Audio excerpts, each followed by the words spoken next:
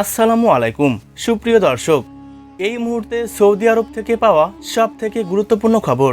বন্ধুরা, দেখতে দেখতে আমরা পবিত্র রমজান মাসের একদমই শেষ পর্যায়ে চলে এসেছি।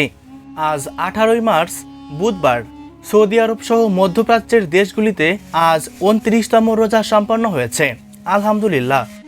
এই মুহূর্তে সৌদির আকাশে চাঁদ পর্যবেক্ষণের জন্য সকল ধরনের প্রস্তুতি গ্রহণ করা হয়েছে।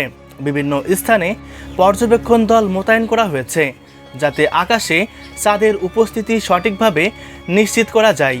এরই মধ্যে সৌদির চাঁদ দেখা কমিটির তরফ থেকে যে গুরুত্বপূর্ণ আপডেট জানিয়ে দেওয়া হয়েছে সেটাই জানিয়ে দিব আজকের এই ভিডিওটির মাধ্যমে, তাই অবশ্যই পুরো ভিডিওটির সাথেই থাকবেন।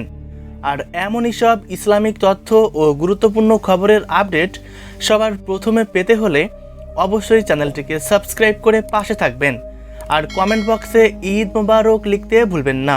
বন্ধুরা, প্রথমেই বলেছি সৌদি আরব সহ মধ্যপ্রাচ্যের দেশগুলিতে আজ 18 মার্চ 29তম রোজা সম্পন্ন হয়েছে।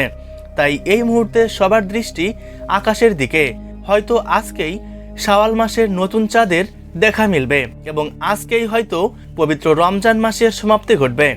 আজ 18 মার্চ রাতে যদি চাঁদ দেখা যায় তাহলে এবারের রমজান মাস 29 দিনের হবে। সেক্ষেত্রে সৌদি আরব সহ মধ্যপ্রাচ্যের দেশগুলিতে আগামীকাল বৃহস্পতিবার ঈদ উল ফিতর উদযাপিত হবে।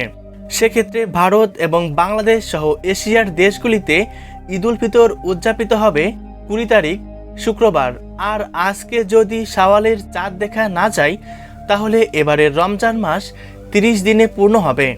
সেক্ষেত্রে 19 তারিখ বৃহস্পতিবার সৌদির আকাশে শাওয়ালের চাঁদ দেখা যাবে এবং শুক্রবার 20 তারিখ সৌদি আরব সহ মধ্যপ্রাচ্যের দেশগুলিতে পবিত্র ঈদ উল ফিতর উদযাপিত হবে এবং বাংলাদেশের আকাশে শাওয়ালের চাঁদ দেখা যাবে 20 তারিখ সন্ধ্যায় এবং ঈদ উল ফিতর উদযাপিত হবে 21 তারিখ শনিবার। সুপ্রিয় দর্শক, এখন শুধু চাঁদ দেখার অপেক্ষা।